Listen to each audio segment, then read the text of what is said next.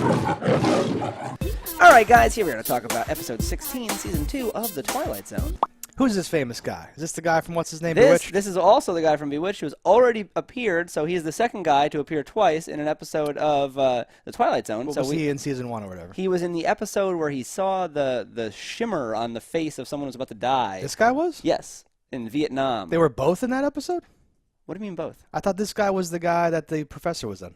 That episode was the episode that the professor was in. From Gilligan's Island was in the episode of time travel. Both of them were time travel. One was the butler guy becomes the rich guy, and the other one was he makes a machine and pulls the a cowboy guy back. Came the thing. So this guy was in an episode of Vietnam where he saw his own shimmer. I remember that episode. Yeah.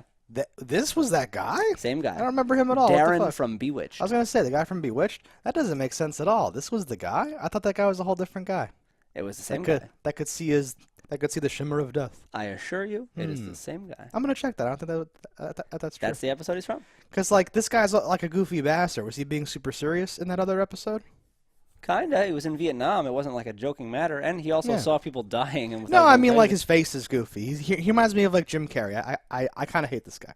I liked him. I liked him better than I liked the other Darren because he got replaced. Let's see. Because he died or was outed as gay or something. I forget what his thing was, but he was not on all of Bewitched. Yeah. But yeah, this guy is pretty good. He was great. I thought he was okay in this episode. The episode itself, I had no real qualms with, no issues. It's a cool episode. Yeah, just because you can read someone's mind doesn't mean they're telling the truth. That's awesome, yeah. I thought that was an interesting spin. You don't often see someone lying in their own head or fantasizing out loud in their brain. It got me thinking about mind reading in like a weird way because it was really cool how he just hears it like a voice. Yes. So if he's not looking at you, he can't tell if you said it or if you thought it. Yes. And I was like, oh, that's such a weird caveat because usually with mind reading people go and they fucking it's this very discreet thing, and I was like, oh, if you could just hear thoughts the way you hear talking, that would be super confusing and not necessarily good. You have to be like, what, and you would start to respond to stuff people didn't actually say and be like, this is a crazy person.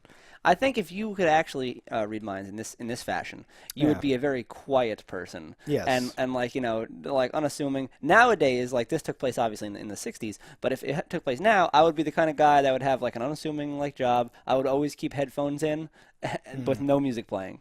And just so I could always have the advantage, but not lose anything. Totally. Yeah, and you have to remember it all and all that stuff because mind reading is usually presented I will probe your mind, I will find your secrets or whatever. And this is no, I can just catch things that go by in your head. And do people think in words and sentences? Don't people just think in weird pictures and weird stuff or whatever?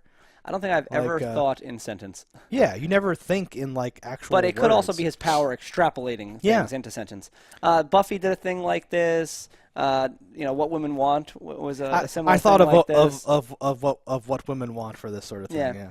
I like it, and usually it represents someone going a little bit crazy because they can't handle the power of reading the thoughts. And he didn't have it for long enough to that really affect him. It didn't come into full swing. It was a little bit of that. He was a little it's so distracting and noisy and stuff. It's quiet. It's finally quiet. Whatever, did you like how he got it though by flipping a coin on its end? At first, in this episode, not as much. I remember thinking back to that Lincoln killing episode. Okay. My notes are goes back in time for no fucking reason. But there's Lincoln, there's gay vampires and all that stuff. That was the flow of my notes here. But this John Wilkes Booth, for anyone not familiar, is the gay vampire he's referring to. I don't want to make assumptions here. Someone's gonna be what? John Wilkes Booth was a gay vampire who killed Lincoln and had to drug the dude from the future. This is canon. All fact. This is all fact. Didn't you go to history class? Oh my god. What, you go to school in the South? Right? Well, they don't teach. Well, they give you the edited version of history. No, I think at a certain point you just have to this episode was good enough that I didn't care that it didn't make sense, and I thought back to how much I cared that didn't make sense. But I think during our discussion, is that a pun? What? Because it was a coin. Yeah. Sense. Yeah. And thinking back, going back in time to try not to kill Lincoln. It wasn't as much an issue for me as I was like, what the fuck? And more of a thing that posed the question in my brain, how many times would I have to flip a coin before it would do that? And I also thought, I'm like, if I ever made something in the future, that would be a fun thing where a guy is just sitting there just flipping a coin repeatedly. Yeah. What are you doing? I know if I do it 1,000,000 times, one time, it's going to land on its end, and I'm going to get the fucking power. And I'll get have the powers. And everyone's like, the power? What? And that would be a fun thing to not make any reference to and just put it in something. It would be a fun like pull or whatever. So the coin landing on its edge thing is also featured. I immediately thought of Kung Fu Soccer.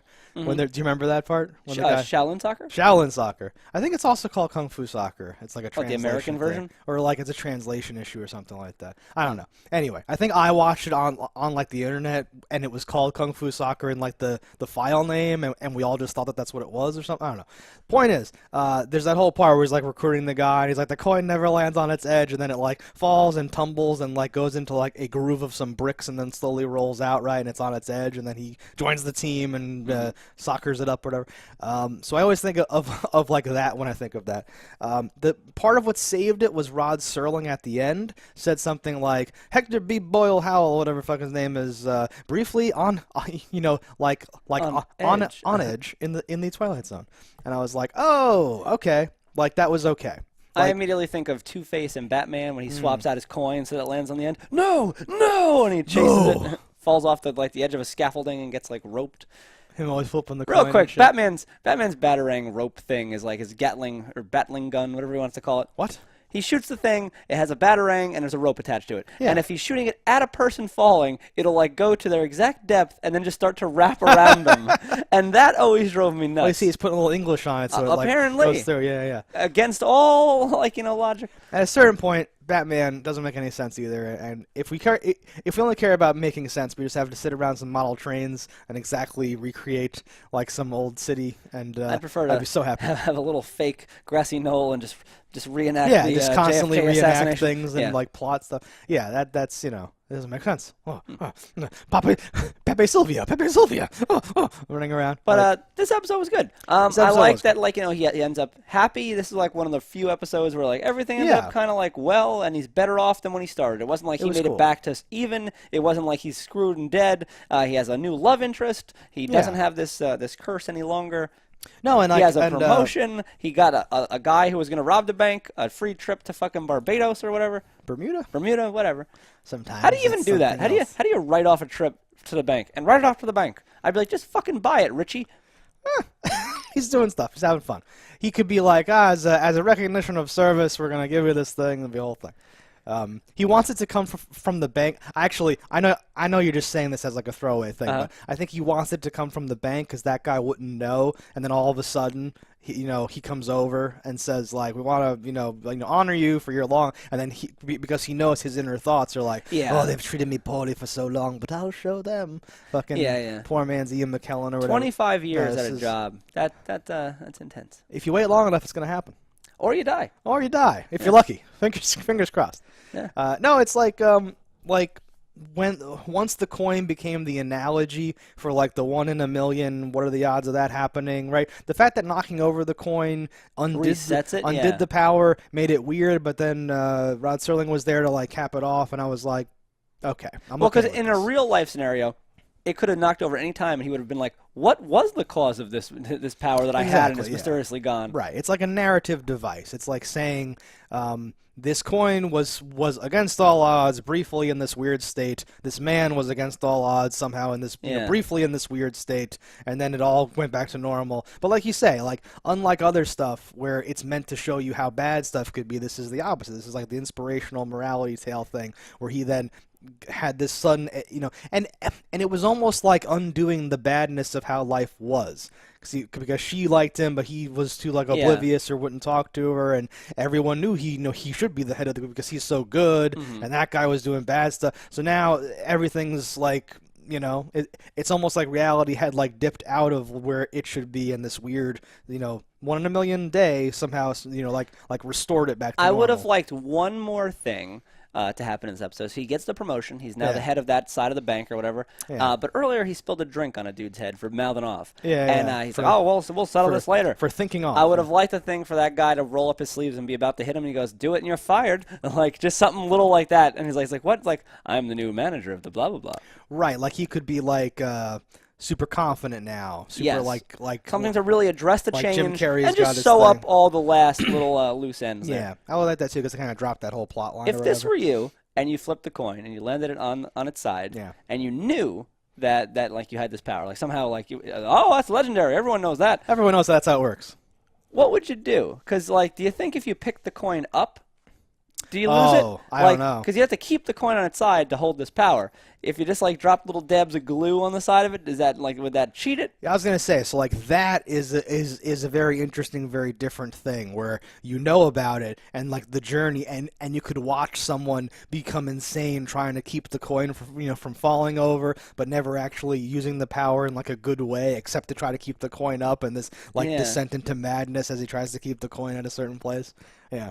Because it would be difficult, because like things just happen. You have to do it like in the basement of a very stable state, Oh, God. and just like flip it and then put like a cup over it or something. Yeah, like, you'd have to have something ready that would like slot directly over it and then very carefully. oh yeah, like, if you had go like a and block of wood keep it with up. a coin-shaped thing, Yeah, and just put it over, exactly over and it. be like, okay, and then pour resin over the whole thing, right? Like you're saying, like freeze it in amber or something. That's it presumes a lot as far as how the supernatural elements of this whole thing work. But yeah, you'd have to. It would be there'd be like government labs just flipping coins constantly, waiting for like things to happen. It'd be a whole weird thing. Because I don't even think That's one why, in a million doesn't even seem right. Like it would probably be more than that. No, it's crazy. Something like that happening is actually super crazy, just because of how coins work. Or whatever. I have think on dropped the show, a coin before, and you know how they roll like a long distance sometimes? Exactly. And I've had it roll to a stop. Or maybe get but caught I didn't in something flip or something. the coin, and I think the key is it has to flip and land on its edge. Yeah, and he just randomly dropped it in there, and it randomly did the thing and stuff. I don't know. I think for the show they used like a thing on a string or a magnet or some fake thing to fake it or whatever. I'm not sure what they even did. Yeah, I did not watch it again to scrutinize. No, it wasn't super. It was like, okay, it wasn't that big of a. I doubt they just kept trying it and randomly got it though. No. He might have just thrown a coin at a thing, and there was already one upright, and like you just look at it and you're like, the motion, whatever. I think we saw it go like. Did we? And like I don't. Know. I have zero recollection of what happened, but it could be anything. They sold it well enough. I didn't care. Whatever it was. No, this is cool. Like that's what I mean though. I feel like once I separated the narrative device of the coin from him getting his powers, because in that Lincoln one, the guy like goes outside and I'm feeling woozy and just suddenly time travels for no reason or whatever the fuck. Yeah. Right after they were talking about the possibility of time travel, like they didn't even mask it where like he got super drunk or hit his head or something like that. No. He just suddenly time traveled for no reason. This at least made some semblance of sense. Like, while illogical, at least there was a reason, a catalyst for what happened. Well, and Rod Serling's dialogue and just the whole like comparison. That's what I mean. Like this is a storytelling device, not some weird like the other one was just like he has to time travel. What should he do? I'll make him feel woozy or something. It's like what? Like you didn't even try. You just were like, okay, he has to time travel. Did he get hit by the car before or after the coin? I forget. Oh, geez, yeah, that was after. Okay. After. So maybe yeah. So like they didn't even need it here, but you could have even said, the car crash. You have a concussion. Or yeah, something like that. And he was like, a concussion. Yeah. But it was a good episode. I enjoyed it. I would like to flip a coin a million times and see if it lands on its head. I'm just happy to hear you like agree that people don't think in sentences, because I was afraid everyone thought in sentences. Like we're not all in the Wonder Years or something where we're like, and then I knew at that moment that Winnie Cooper was the one for me. Well, people have said a lot like, oh, you know more than one language. Well, what language do you think in? And then people have said stuff like, well, geniuses think in pictures and I'm like, no, I think everyone doesn't think in like words. Who's sitting there like thinking like whenever someone can read minds in a movie and the guy's like, all right, I'm going to stab him from the right. I'm going to get over here and I'm going to do it. Oh, any minute now. Like that isn't how you think. You're just like picturing stuff and feeling like emotions about it, and it's lining up. I think sentences when I hate somebody. I talk to myself sometimes. Fuck you in my head. No, I talk to myself sometimes, and I do talk to myself sometimes in my head. But that is by far the like super tiny slice of my daily like thought process. Yeah. And there's plenty of stuff that I do. Like I'm not like I'm going to go get a coffee now. Oh, there's a line at this coffee machine. Let me go to the other coffee machine. Like you just. I think thoughts are more like those dog food commercials where you're like bacon. Coffee. Coffee. Exactly. Yeah, I feel like that's if anything, that's the whole thing. Or you're just like picturing, or you're just whatevering. I don't know. Thoughts are weird. We should study that. There should be a whole discipline, created to just study that. Let me introduce you to Scientology. Excellent. All right, guys. So those are our thoughts on this episode of The Twilight Zone. Let us know in the comments what you think about it. Don't die in a fire, and we will see you next time. Hello, internets. I just love watching JustDaggers. If you've enjoyed this video as much as I have, click that subscribe button.